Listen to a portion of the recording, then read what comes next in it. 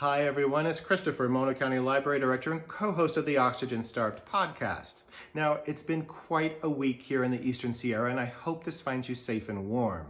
It's also the first Book Talk Friday of 2023, and as always, I have one newer and one older library book for you to check out. I'm starting with the older title this week, Tommy Orange's There, There, which, believe it or not, came out nearly 5 years ago. Many of you will have read this already, but if you have not, I'm glad to tell you a little bit about it.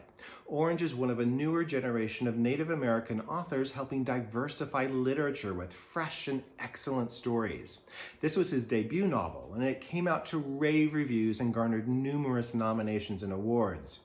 It follows a group of young urban Native Americans living in Oakland as they prepare for a community powwow. Now, Orange has been explicit in pointing out that the setting is intentional. Native Americans' visibility is easily lost in urban environments, and he wanted to shine a light on what it means to be indigenous in a setting where most people view you as ambiguously non-white.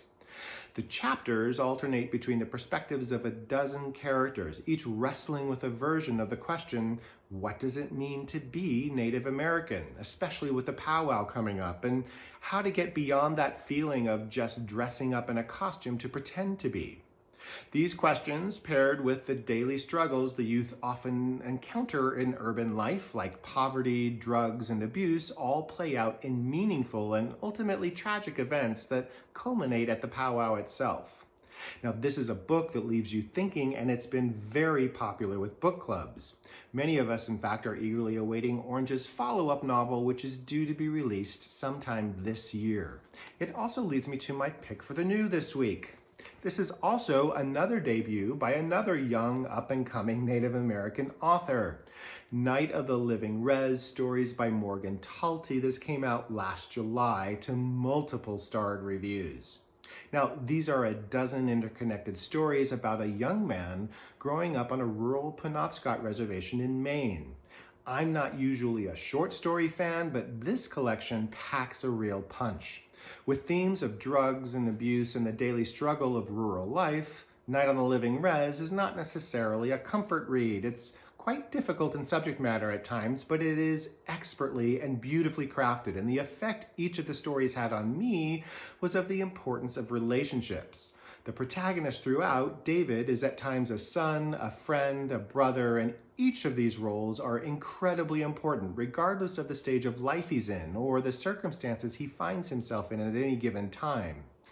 Each introspective story is a scene in his life, weaving emotion, humor, brutality, provocation, and pathos together within an evocative rural setting in which nature has a real meaning.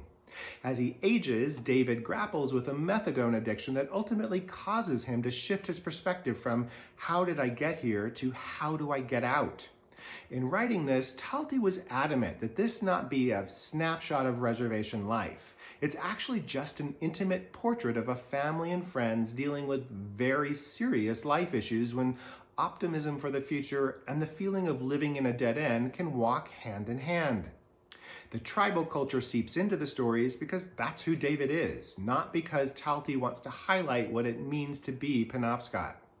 Now, this is a book that stuck with me long after I set it down, and like There, There, I think it will be a popular book discussion pick for many readers. I'll also be talking about it a little bit more on the next episode of the Oxygen Starved podcast. This is Night of the Living Rez, stories by Morgan Talty. This is There, There by Tommy Orange. Two great reads you can find at Mono County Libraries. Come in and grab one of these or another great read. In the meantime, stay safe, enjoy the snow, and happy reading.